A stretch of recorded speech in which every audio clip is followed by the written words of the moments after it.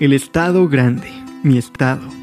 Al igual que todo México, tiene una fascinante historia de la cual no se escapan unos sucesos increíbles que van más allá de nuestra comprensión. Así que en esta especie de episodio adelantado del octubre históricamente misterioso, sin serlo, te contaré algunas de las leyendas que se cuentan sobre el estado de Chihuahua. Ponte tus audífonos y comencemos. Estás en Hablemos de Historia.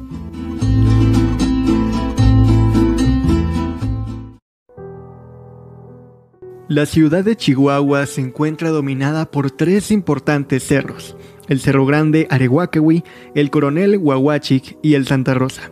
Están incluso plasmados en el escudo del estado, dando muestra de su gran importancia para el mismo, como símbolo ambiental, de identidad e incluso por el solo paisaje.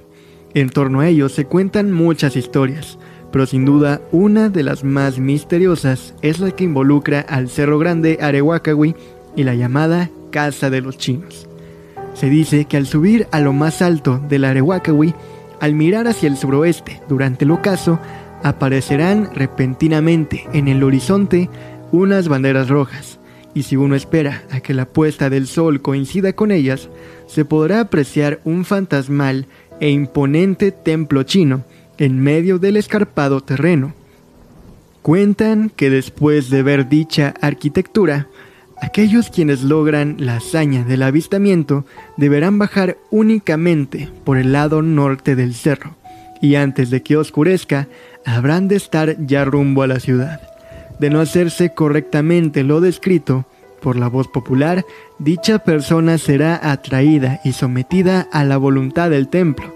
Sin embargo, esta es solo una versión romantizada de un violento crimen que tendría sus raíces en la época revolucionaria, en una casa ubicada al pie del Cerro Grande, donde, según se dice, una familia de agricultores chinos, hombres, mujeres y niños por igual, fueron brutalmente masacrados por vándalos que, tras cometer el atroz acto, colgaron los cuerpos inertes de las víctimas cual mortuorios frutos de los árboles de la propiedad. Este hecho, aunque probablemente más realista, tampoco está comprobado.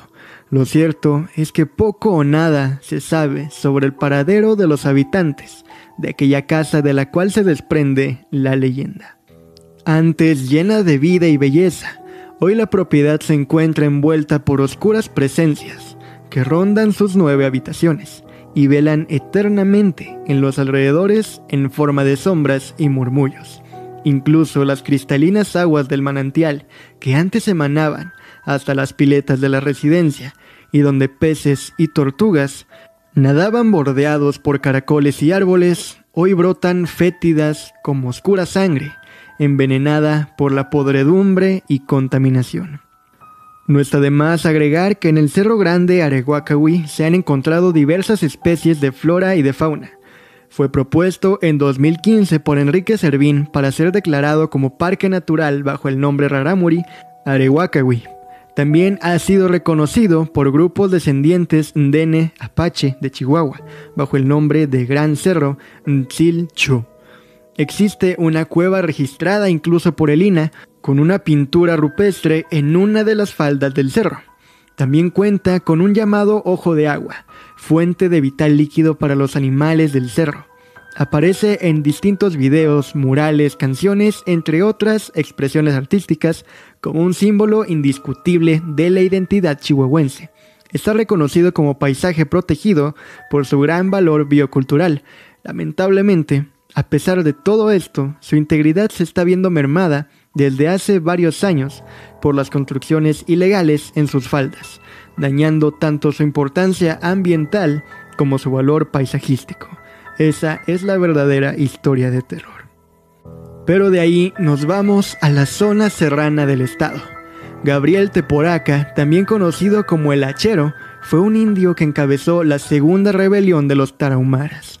Después de destruir la villa de Aguilar y muchas otras misiones religiosas, fue aprehendido y posteriormente ejecutado el día 4 de marzo de 1653 en Tomochi, Chihuahua.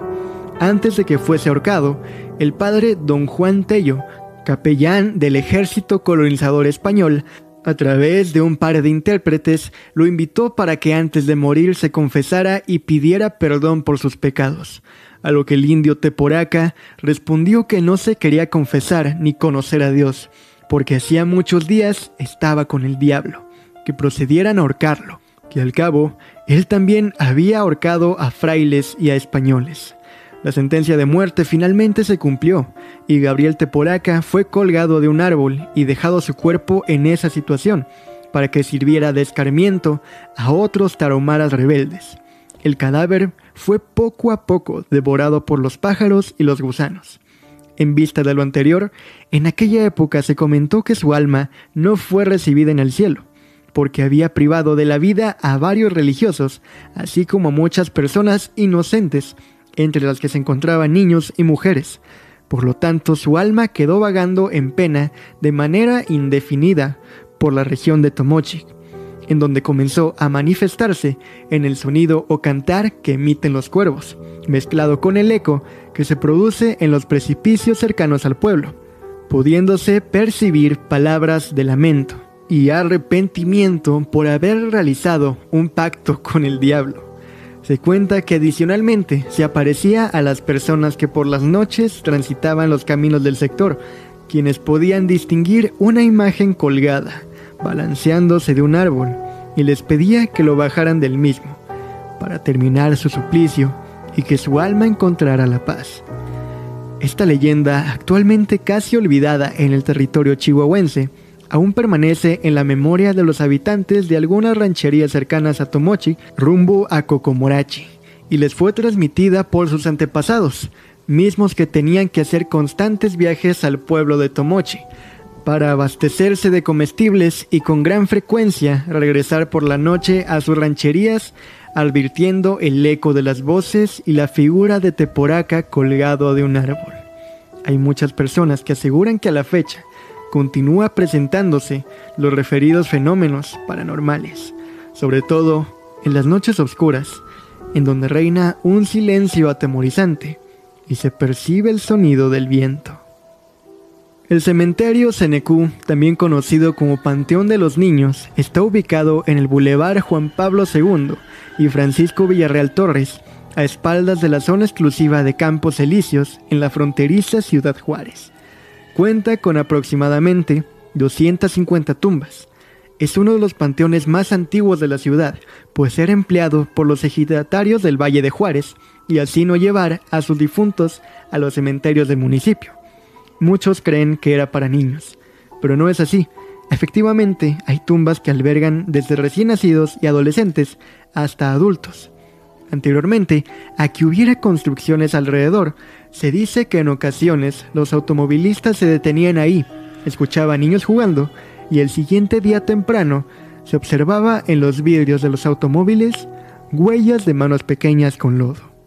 Las personas que transitan en carro por la zona o se adentran en el panteón ven en el camino sombras pequeñas que se atraviesan de repente, y cuando los conductores se bajan a buscarlos, no existe rastro alguno de humanos, pero sí de seres del más allá, pues escuchan siniestras carcajadas de niños, como si de una travesura se tratara, y por si no fuera suficiente susto, las infortunadas personas entran en pánico, al ver que en su auto se han plasmado con tierra huellas de manos pequeñas pertenecientes a las almas de los niños que aún no encuentran descanso. Dentro de las escalofriantes historias que los juarenses cuentan de este lugar donde habitan los difuntos, está la de un joven que se atrevió a pasar el panteón cuando más oscura está la noche, y como era de esperarse, pasó todo tipo de espantos. Una pelota se atravesó en su camino, los niños se burlaron de él, como si supieran el trágico destino que le deparaba. Su carro fue marcado por las manos, pero lo más espeluznante es lo que vio al huir del cementerio. Un niño con una pistola que lo miraba fijamente. El hombre aceleró y no alcanzó a avanzar tantos metros cuando tuvo un terrible accidente entre comillas. No tardó mucho tiempo en llegar el equipo de rescate, pero para entonces era demasiado tarde. El joven ya había perdido la vida, y junto a su cadáver regado, lo acompañaban terrosos juguetes, seguramente de los niños, que lo invitaban a jugar en el mundo de los muertos.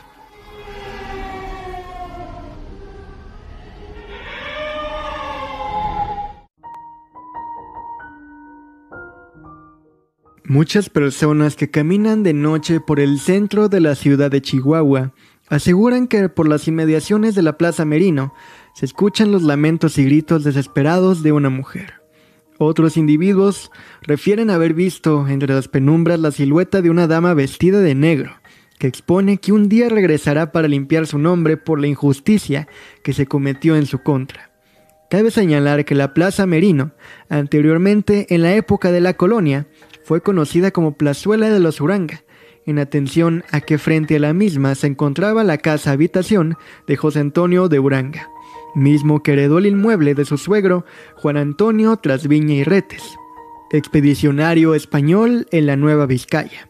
Cuenta la leyenda que a mediados del siglo XVIII, el ayuntamiento de San Felipe el Real instaló una horca pública en la Plazuela de los Uranga, en virtud de que la criminalidad aumentó considerablemente y se hizo necesario combatirla con dureza. El primer verdugo oficial fue un indio llamado Benito Isidro, y en la horca murieron ejecutados muchos homicidas, bandoleros y criminales peligrosos, los que previamente eran llevados por las principales calles de la localidad en una especie de paseo de la humillación, procedidos por los pregoneros que anunciaban el acontecimiento. El recorrido se realizaba por las calles montando a los delincuentes en un burro, a fin de que la multitud se congregara en la plazuela de los Uranga y presenciara el macabro espectáculo, para de este modo infundir temor entre la población y poner freno a la comisión de los delitos. Las escenas eran muy dramáticas y los cadáveres quedaban expuestos por varias horas o incluso días para saciar la curiosidad popular. Se cuenta la leyenda que en una ocasión fue condenada a morir en la horca una bella joven de 20 años de origen humilde, acusada de haber robado e intentado matar a la hija de una de las familias más acaudaladas y poderosas. También se le acusó de prácticas diabólicas, por lo que fue condenada a morir en la horca. Narra la leyenda que la ejecución fue muy dramática, ya que la joven lloraba con desesperación por la pena que le causaba dejar huérfano a su bebé de escasos 2 meses de edad, porque argumentaba ser inocente, víctima de una cruel injusticia. Pero de cualquier forma, la sentencia fue cumplida por el verdugo. Como se estilaba su cuerpo, permaneció colgado por muchas horas, durante las cuales fue mecido por el viento. El brutal acontecimiento fue comentado por mucho tiempo en la ciudad y alrededores y causó profunda indignación social, ya que algunos mencionaban que la joven ahorcada no era culpable, y que su único delito es que el prometido de la víctima del robo y la agresión se había enamorado de ella y había cancelado su compromiso matrimonial, ocasionándole una enorme vergüenza. Ante ello, la familia citó a la pobre muchacha en su suntuosa residencia ubicada en la Alameda Vieja, que se encontraba camino al santuario de Guadalupe, supuestamente con finalidad de atemperar las cosas, pero en realidad fue con el propósito de inventar el intento de homicidio y el robo de las joyas, resultando creíble su imputación, porque la joven humilde en efecto había estado en la casa habitación de la muchacha y varios testigos la habían visto salir. Los padres de la rica mujer utilizaron sus influencias y formularon la acusación en contra de la pobre muchacha, que se encontraba embarazada, y durante el proceso que se siguió en su contra dio a luz, siendo condenada a la pena máxima, ya que no tuvo dinero para contratar un defensor, por lo que se accedió a la petición de la parte ofendida. Se comenta que la dama vestida de negro que se aparece por las inmediaciones de la Plaza Merino es precisamente la hermosa mujer que siglos atrás fue ahorcada en ese lugar y que intenta regresar para limpiar su nombre y el de su familia. De la época virreinal nos trasladamos a la contemporánea y al municipio de Meoqui en la región centro-sur del estado, específicamente a 1987, cuando surgiría una de las leyendas más sui generis de Chihuahua. El 11 de octubre de 1987, Unos niños que jugaban en el patio de una casa en la calle Francisco y Madero del barrio Nuevo de esta ciudad dijeron que habían visto algo extraordinario, que habían tenido un encuentro con algo que ellos aseguraron eran seres extraterrestres. Este caso, al contrario de cientos, tal vez miles de otras historias que cuentan los niños, trascendió más allá del círculo de amigos y de las familias, y se convirtió en un suceso conocido por toda la población y aún por gran parte del estado. El caso de los llamados monitos de Mioki se elevó a la altura de una psicosis colectiva para los mioquenses, quienes a la vuelta de más de 20 años aún recuerdan este episodio de su historia. Fueron 4 los principales involucrados, según recuerda el profesor Armando Navarrete González, cronista de Mioki. Sergio Alonso Lira Robles, de 14 años de edad, su hermano René, de 12, y los niños Mario Cosme y José Damián Alvíderes Payán. Ellos dijeron que habían visto descender sobre el patio una luz azul rojiza, que les indujo un estado de adormecimiento. Otro día, en que jugaban en la casa de los Alvíderes Payán, unos hombrecitos salieron de 4 hoyos. De acuerdo con la versión de los niños, ahí se desmayó a Alberto Alvíderes y al intentar correr los otros, los detuvo la voz de los monitos, quienes los convencieron de que no se fueran. No nos tengan miedo, les habrían dicho, nada les va a pasar. Desde ese día, el contacto de estos niños y los hombrecitos fue frecuente. Los supuestos extraterrestres nunca les dijeron de dónde procedían, ni qué es lo que buscaban en el contacto con los humanos. Los niños dijeron que sus contactos pretendían estudiar la Tierra y las costumbres de sus habitantes. Los niños de esa raza no caminan, vuelan y se mueven con facilidad, dijeron. Tienen además la capacidad de aparecer y desaparecer a voluntad y de opacarse con la luz de las lámparas, claro, solamente ante la presencia de seres humanos adultos. En las cuevas de donde salían, los niños escuchaban murmullos, probablemente en la lengua materna de los visitantes. Pero los monitos de Mioki tenían nombres, y eran nombres conocidos por la gente. Eran Hugo, Pancho, Gaspar, Edgar y Crispín. Nada fuera de este mundo. Cuando se conoció el suceso, la gente de Mioki y la región se congregó en la vivienda, y muchos pasaban incluso al patio con toda clase de preguntas. La tranquilidad de cristal de este pueblo somnoliento, y donde casi nunca pasa nada, en serio, casi nunca pasa nada, que atraiga mucho la atención de los fuereños, se rompió durante semanas y llegaron fotógrafos y reporteros que hicieron de las reseñas de los monitos un estilo de vida, al menos mientras duró el encanto. Un periódico incluso elevó y sostuvo una alta circulación como nunca en su existencia, y postergó su inevitable desaparición, que sobrevino después de los monitos. Pero volvamos otra vez en el tiempo a los años de la rebelión de Teporaca. Durante esta misma se destruyó en su totalidad, como ya dijimos, la villa de Aguilar, que se ubicaba cerca de lo que hoy es la ciudad de Guerrero, Chihuahua, y se atacaron gran cantidad de misiones religiosas y pueblos de los colonizadores, causando la muerte de muchas personas, entre los que se encontraban mujeres, niños y religiosos. Lo anterior trajo como consecuencia que los conquistadores españoles contraatacaran y a su vez causaran la destrucción total de muchos pueblos indígenas y rancherías. Por tal motivo, como ya te conté, persiguieron al caudillo Teporaca hasta encontrarlo y lo ejecutaron, al colgarlo de un árbol en las afueras de lo que hoy es el poblado de Tomochi, como ya te dije una vez más. Los tarahumaras que lograron sobrevivir huyeron y se adentraron a las barrancas de la sierra para no ser aprendidos ni asesinados. En lo que hoy es el municipio de Bocoina, había una comunidad de tarahumaras asentados en un lugar conocido como Situiriache.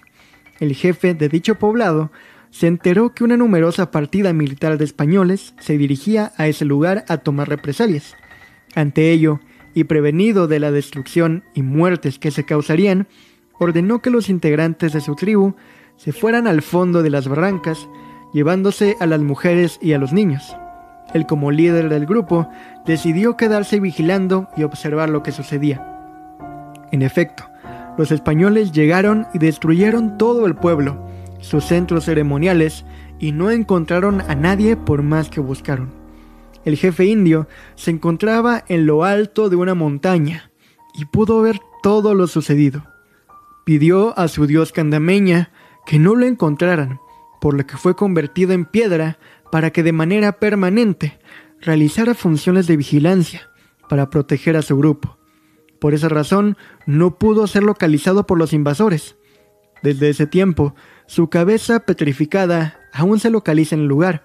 Cuenta la leyenda que continúa observando todo lo que sucede, y cuando transcurran los años y crea conveniente, dejará de ser piedra y avisará a los miembros de su tribu que se encuentran esparcidos en la barranca por varios siglos para que de nueva cuenta se asienten en Situriachi, formen un pueblo fuerte y trabajador y recuperen el esplendor de su raza.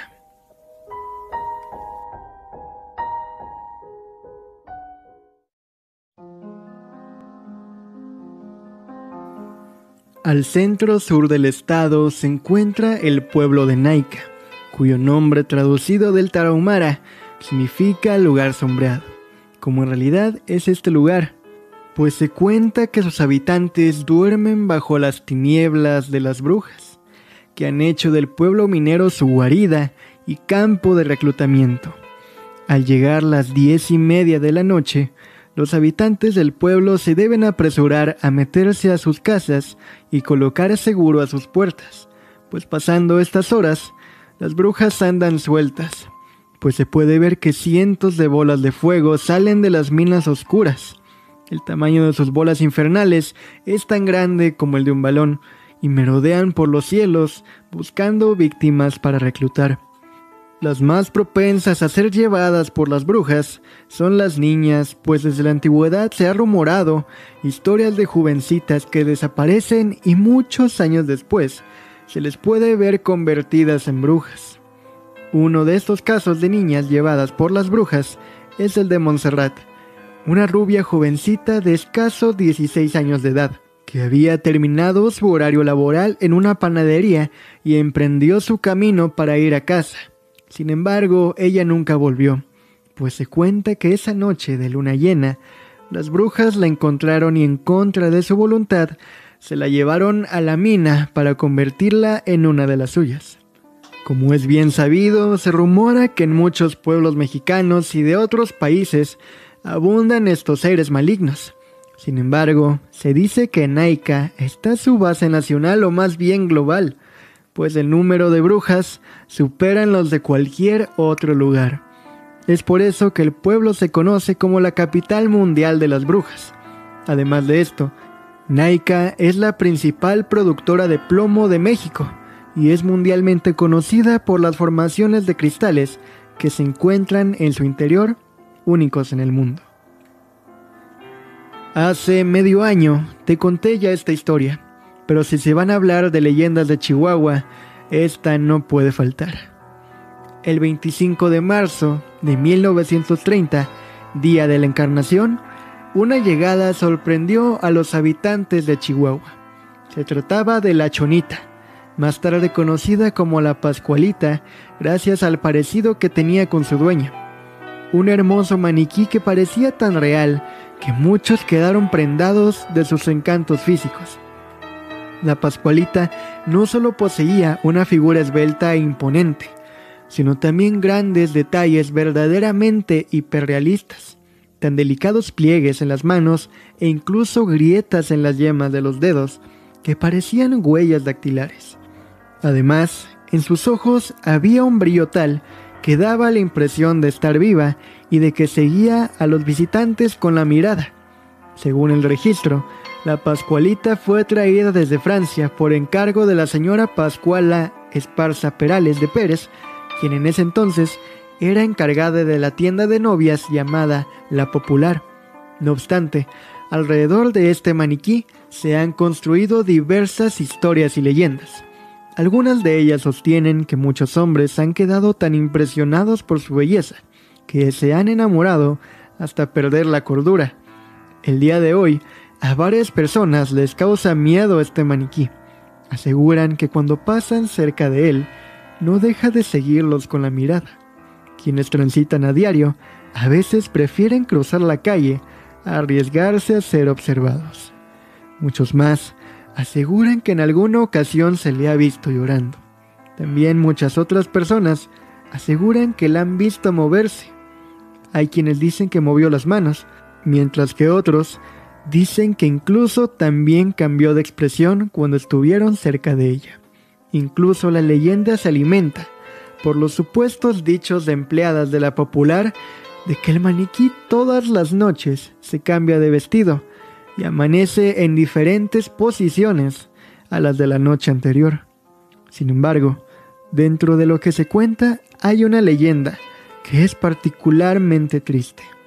En esta se dice que aquel maniquí de porte imponente era la mismísima hija de la señora Esparza. Según se cuenta, la Pascualita tenía un futuro más que prometedor. Era hermosa, inteligente y de buen corazón. No obstante, la muerte la sorprendió el día que iba a casarse. La Pascualita sufrió la picadura de un alacrán que le arrebató la vida y sus sueños. Ante aquel panorama tan desolador, la señora Esparza no soportó el dolor por la pérdida y decidió embalsamar a su hija para de esta manera poder verla hasta el final de sus días, mismo que llegó hasta 1967. Dicha historia se propagó entre los lugareños, quienes comenzaron a acosar a la entonces dueña para saber si era cierto. Por ello, Pascuala Esparza tuvo que desmentir el rumor y asegurar que únicamente se trataba de un maniquí muy bien elaborado. Desafortunadamente, nadie le creyó. Con el paso del tiempo, la popular tuvo nuevos dueños y gracias a la Pascualita se convirtió en un sitio de gran tradición. Además, se dice que aquel maniquí trae buena suerte a todas las mujeres que estén por casarse. Si desean esto, lo que deben hacer es comprar el vestido que trae puesto el maniquí y así tendrán un matrimonio duradero y lleno de dicha. Sin embargo, hace un par de años, la Pascualita salió por primera vez de la popular a una exhibición de cerveza Victoria sobre leyendas mexicanas y para sorpresa de todos los chihuahuenses, al regreso de su viaje, Pascualita estaba totalmente cambiada. No era para nada la original. Ahora, el verdadero misterio e historia de terror es qué pasó con la Pascualita original. Pero para finalizar, me gustaría contarles el mito de creación según los rarámuris. De acuerdo con él, Onorúame, dios del sol, quiso poner a prueba el mundo que había creado. Tomó algunas mazorcas de maíz, las desgranó y formó con los granos una figura de hombre, a la cual sopló 3 veces para darle vida. Después formó una figura de mujer y sopló 4 veces. Este soplido adicional fue para darle la fuerza que necesitaba para dar a luz a sus hijos. Así es como fueron creados los rarámuri, los hijos del maíz. Sin embargo, en el reino de la oscuridad, otra creación se estaba gestando. El señor de la oscuridad, al sentir envidia por la creación de los tarahumaras, quiso hacer su propia raza de hombres. Como no había maíz en su reino, tomó un puñado de ceniza y sopló una sola vez para crear a los chavochis, que es como los rarámuri llaman al hombre blanco. Desde hace siglos, esta historia se transmite de forma oral a través de las generaciones y siempre inicia de la misma forma. El sol creó a los rarámuris y el señor de la oscuridad creó a los chavochis. Por otro lado, la leyenda del sol y la luna dice que en el principio un niño y una niña vivían en una choza de palos con techo de palma. Estaban solos, vestían con pencas de maguey y no poseían ningún bien material. Estos niños eran el sol y la luna. El mundo estaba cubierto por una total oscuridad y solo el lucero de la mañana vigilaba a los niños. La luna se comía los piojos que encontraba en la cabeza del sol. Por su parte, los rarámuri no podían trabajar y tenían que caminar tomados de las manos para no tropezarse con las piedras ni caerse a los barrancos. cansados de vivir en la oscuridad, curaron al sol y a la luna, tocándose el pecho con crucecitas de madera. Y poco a poco, los niños comenzaron a brillar con su luz radiante, hasta que lo iluminaron todo.